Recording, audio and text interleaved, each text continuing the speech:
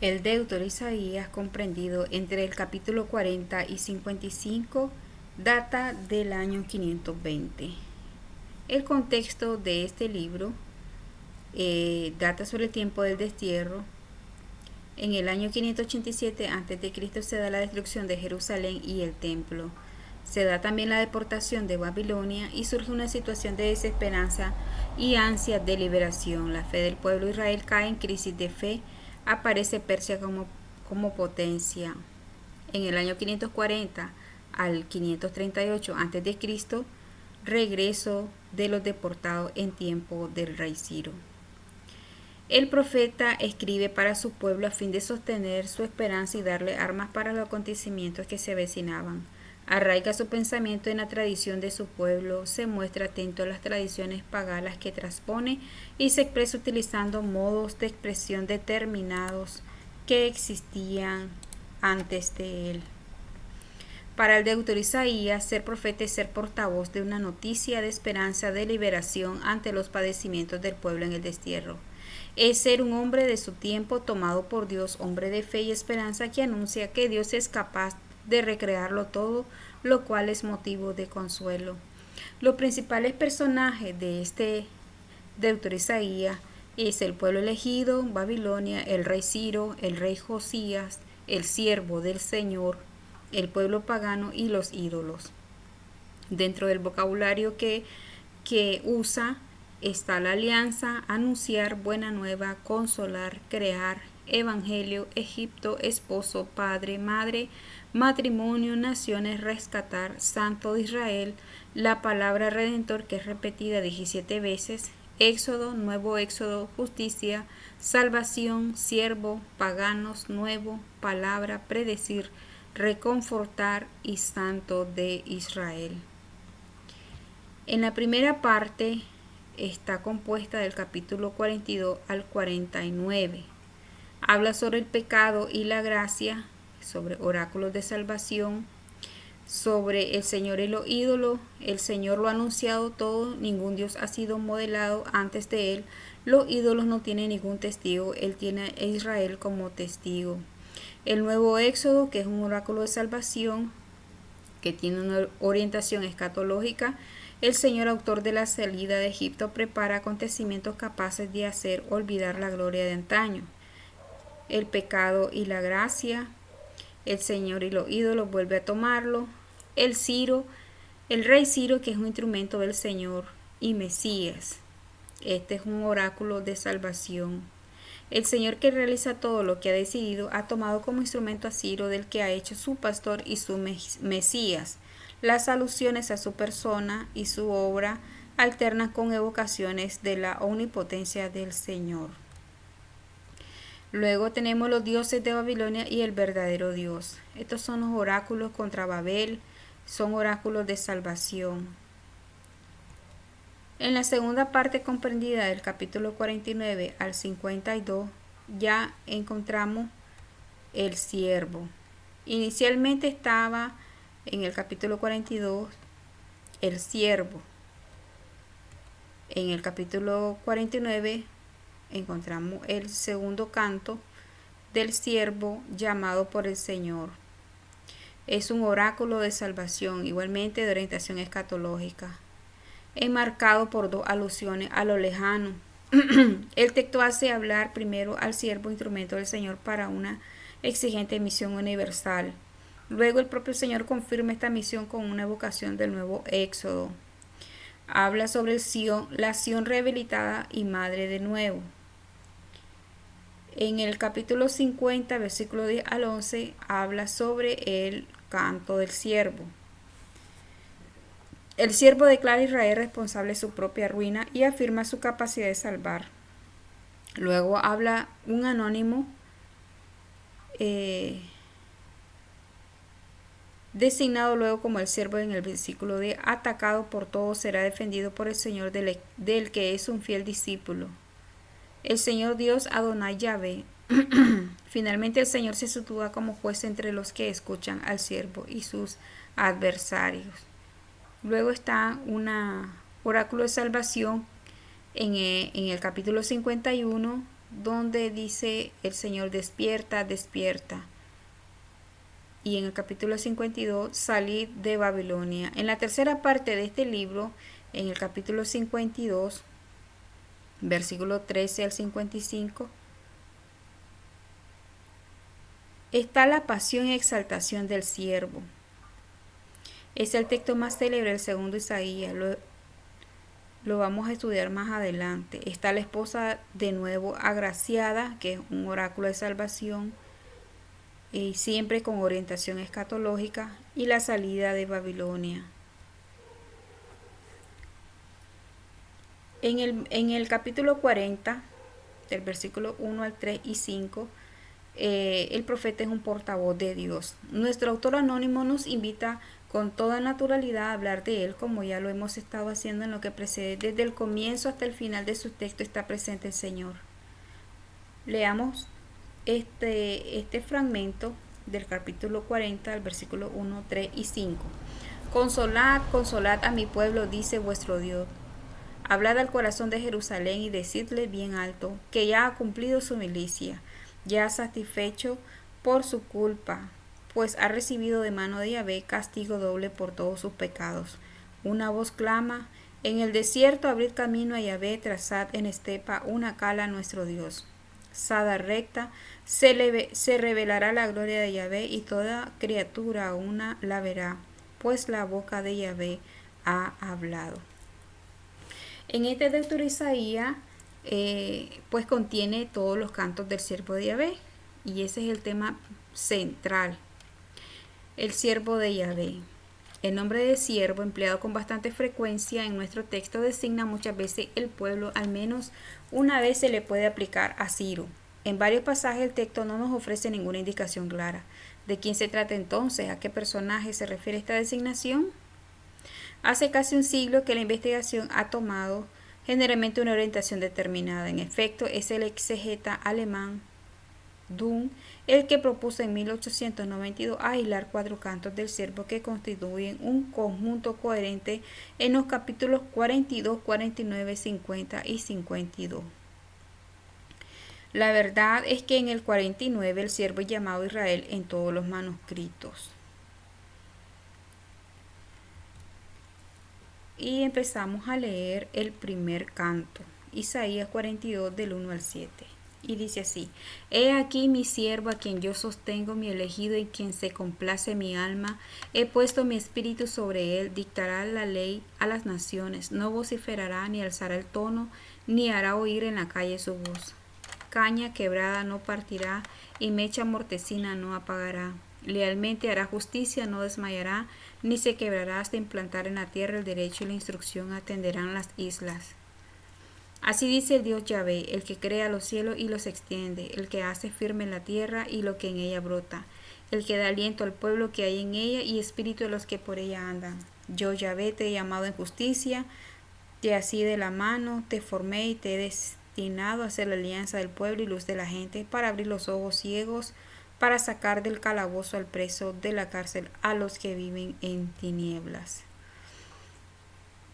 A este texto, es un pasaje corto, se compone de 2 partes. El Señor, a quien no se nombra, pero es Él evidentemente, habla de su siervo, de su elegido, sobre el que ha puesto su espíritu, como sobre los profetas o los reyes. Describe luego su actividad orientada hacia las naciones, las islas dominadas por el juicio que tiene que hacer aparecer e imponer en la tierra. La palabra juicio tiene sentido bastante diferente en el segundo Isaías, claramente judicial en el capítulo 41. Evoca el buen derecho. En el capítulo 40 alude a la visión de conjunto que Dios tiene sobre el mundo, en 40:14. Y es sin duda su intervención en la historia, en el 51:4. En todo caso, la acción del siervo se ejerce con discreción, sin ruido y sin violencia, pero sí respeta a la caña quebrada y a la mecha mortecina. Él no desmaya ni se quiebra. El versículo 5 al 7 es un oráculo con una larga introducción que evoca al creador del universo. Dirigiéndose al siervo, el Señor le confirma su vocación es universal y está orientada a una liberación. Versículo 7. La interpretación de este canto. Entre escena el misterioso siervo profeta en la línea de Jeremías, portador de un gran designio de Dios, pero llamado más aún que Jeremías a realizarlo en la oscuridad, en la debilidad, en el respeto, atento a los pobres y los desvalidos. Pero esta atención discreta alcanza al mundo entero que lo espera sin saberlo. Se puede advertir que la traducción griega de los 70 atribuyó este pasaje a Israel. En efecto, en el versículo 1 se lee: mi siervo Jacob, mi elegido Israel.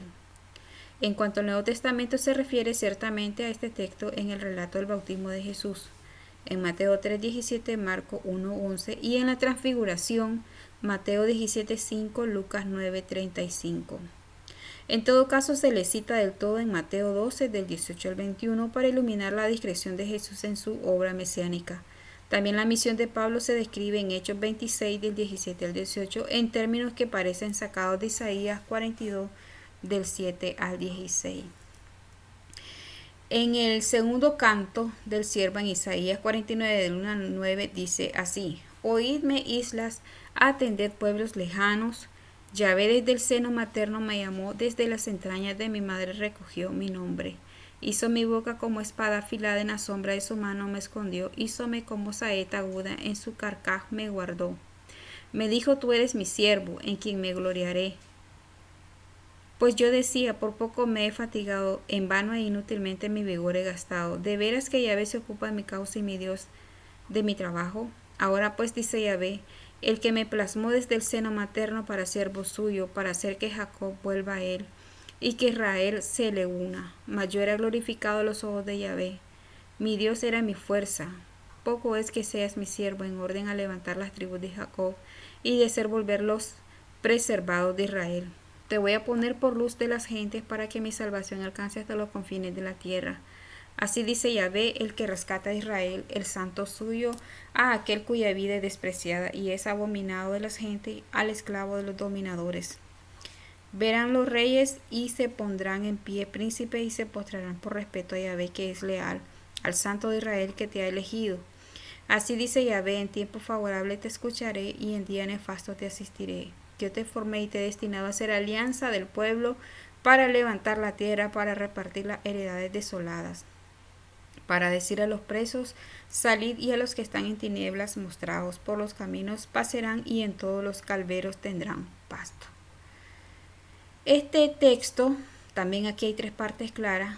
Del 1 al 6, dirigiéndose a los países lejanos, un personaje que en el versículo 3, llamado Israel, habla de su relación con el Señor, de quien es servidor, y de las palabras que ha escuchado de él.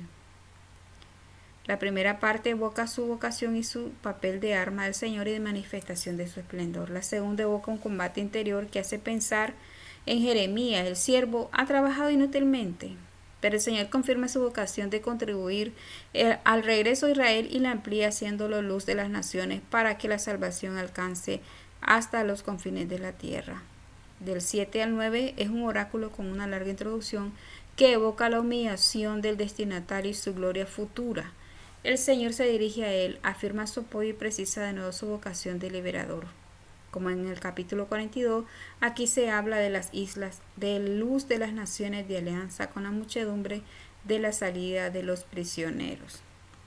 La interpretación de este texto: aunque el texto de los manuscritos tiene en el versículo 3 la palabra Israel, hay que borrar esta palabra, que no es coherente con el contexto. El siervo repite aquí su vocación profética, así como el combate interior del que ha triunfado, con la ayuda del Señor, como triunfaron antes Moisés, Elías y Jeremías.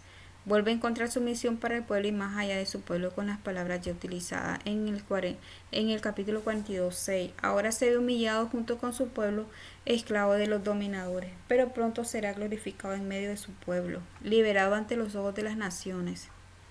El Nuevo Testamento recoge el versículo 6 en Hechos 13:47 para evocar la misión de los apóstoles, o quizá la de Cristo que los envía. Lucas 2:32 habla de Cristo más o menos con las mismas palabras. En el cántico del siervo, Isaías 50, del 4 al 11, dice así: el Señor Yahvé me ha dado lengua de discípulo, para que haga saber alcanzado una palabra alentadora, Mañana tras mañana despierta mi oído para escuchar como los discípulos. El Señor Yahvé me ha abierto el oído, y yo no me resistí ni me hice atrás. Ofrecí mis espaldas a los que me golpeaban, mis mejillas a los que mesaban mi barba, mi rostro no hurté a los insultos y salivazos. Pues que Yahvé habría de ayudarme para que no fuese insultado, por eso puse mi cara como el pedernal, a sabiendas de que no quedaría avergonzado. Cerca está el que me justifica. ¿Quién disputará conmigo? Presentémonos juntos. ¿Quién es mi demandante? Que se llegue a mí. He aquí que el Señor Yahvé me ayuda. ¿Quién me condenará? Pues todos ellos como un vestido se gastarán, la polilla se los comerá. El que de entre vosotros tema a Yahvé, oiga la voz de su siervo. El que anda a oscuras y carece de claridad, confíe en el nombre de Yahvé y apóyese en su Dios.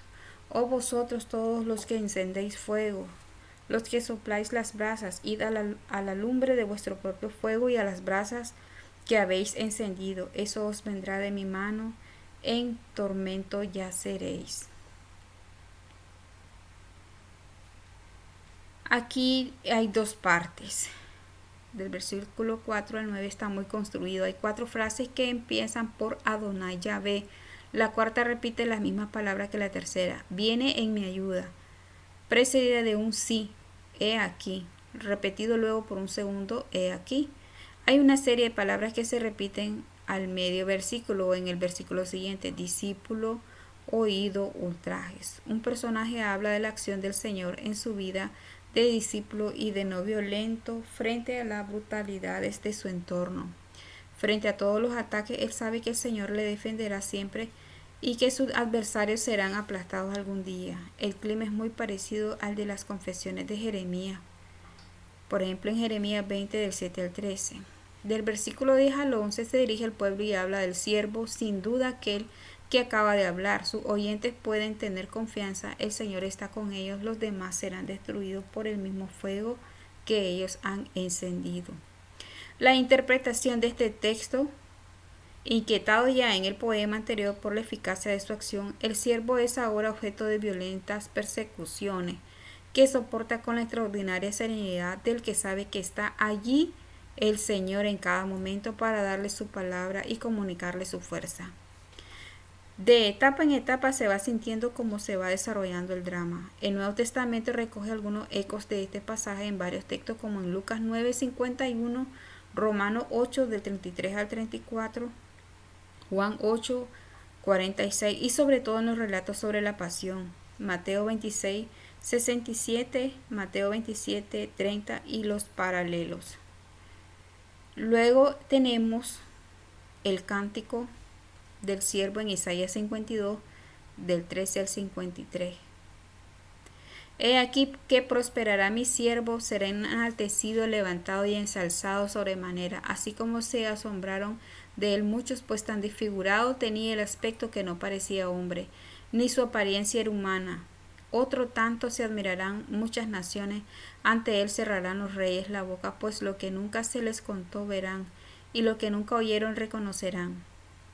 Quien dio crédito a nuestra noticia, y el brazo de Yahvé, a quien se le reveló, creció como un retoño delante de él, como raíz de tierra árida.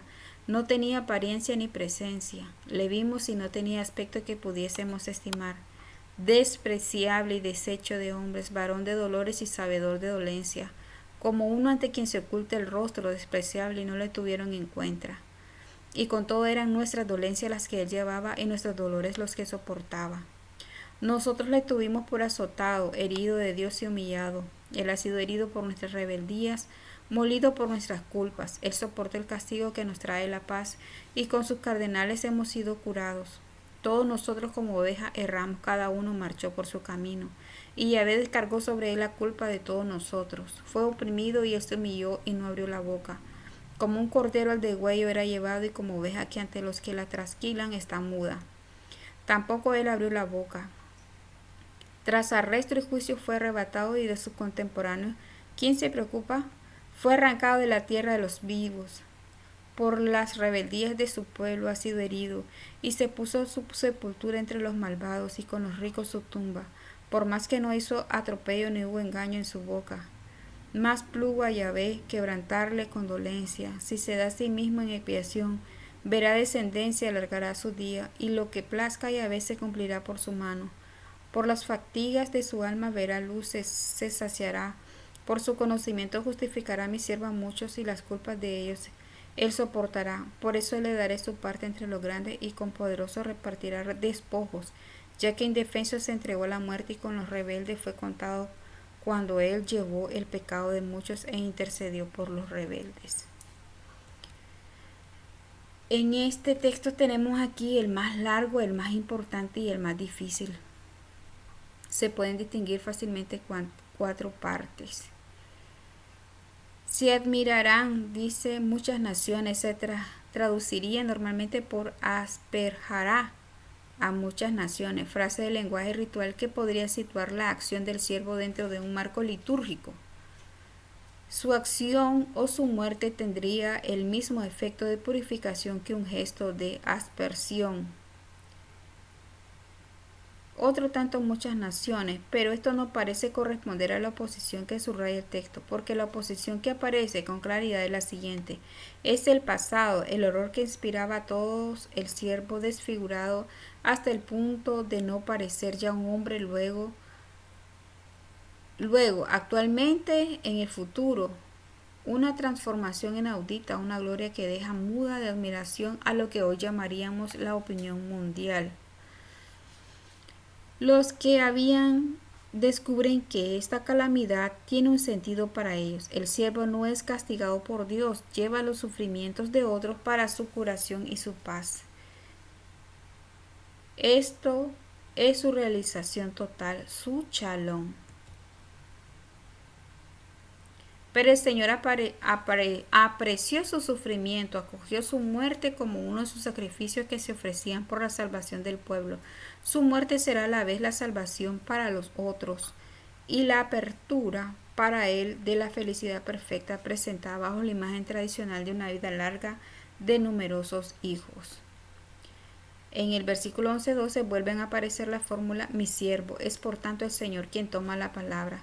Consagra lo que acaba de decirse con un doble aspecto. Por un lado, la justificación de la muchedumbre estaba llena de pecados y se hace justa a los ojos de Dios, gracias al sacrificio total del siervo que se vació. Por otro, se le concede al siervo una herencia, una parte de que se ve colmado. La interpretación.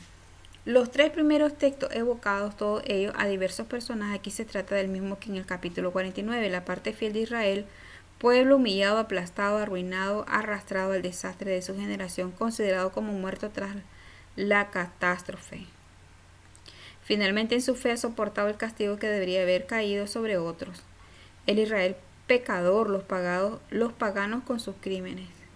El Señor acepta como un sacrificio agradable este sufrimiento vivido animosamente en solidaridad y en la oración por los hermanos pecadores.